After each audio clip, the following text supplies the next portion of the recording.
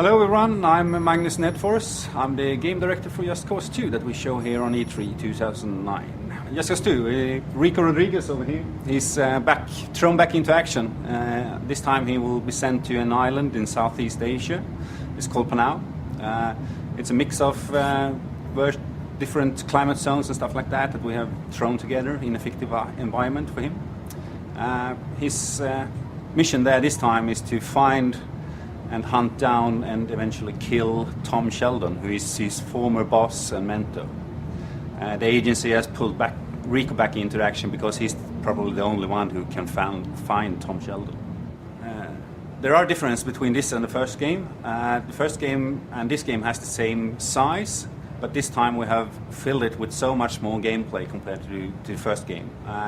The gameplay density is something that we really wanted to increase compared to the first one.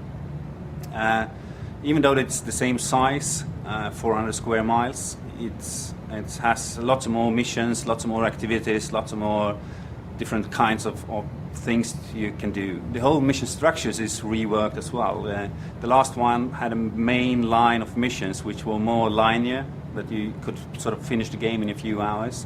This time around we have tried to create even more freedom for the player. There's a string of agency missions, sort of that is the game that you have to complete if you want to beat the game, so to speak. But every other mission is more dynamic, unlocked for the player. So if the player is in this certain area and creating havoc there, new missions will arise for him in that area and so on. So it's pretty much up to the player to go wherever he wants and have fun. Now they are sort of depending on an area of influence. We have the driving force, sort of the backbone of the game structure is called chaos. Chaos destabilizes the whole regime that is on an island, and it gives the factions of the island more area of influence. And when the area of influence grows, new missions will be opened up for the player within those areas. But when they have opened up, it's free for the player to select which one he wants to do in whichever order. The main character is there, and Tom Sheldon that he's hunting is there.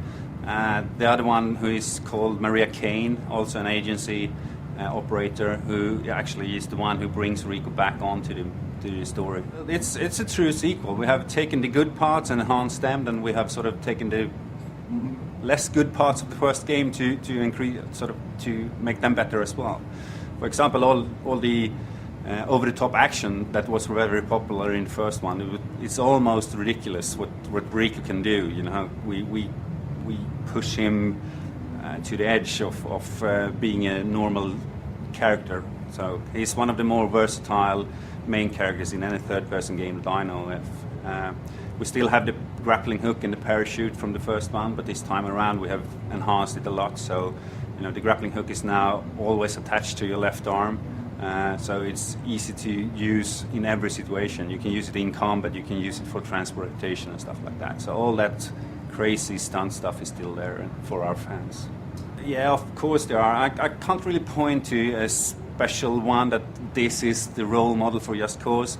It's so wide. It's games, it's movies, it's TV shows, it's books and stuff that we read and so on. So it's a mixed match of everything, and I think today it's hard to be unique and sort of in every way. Of course, you will see similarities, and if you want to, like the car handling that's inspired by different car games, and the combat is inspired by other combat games and so on. But I think the mix that we have, and with our unique functionalities like the grappling hook and the parachute and the stunt system, I think then we are a unique game, but because of the mix of everything.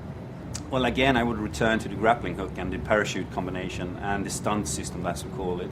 It's totally unique for the genre, and to be honest, the whole gaming, the gaming community. It's the only game I see that uses that combo as we do it. You can latch onto something with your grappling hook, and while reeling in, you can open up your parachute and get airborne. So it's really utilizing the vertical aspect of the game world as well as the horizontal plane, so to speak. So I think the vertical gameplay that we have is what's mostly unique to us.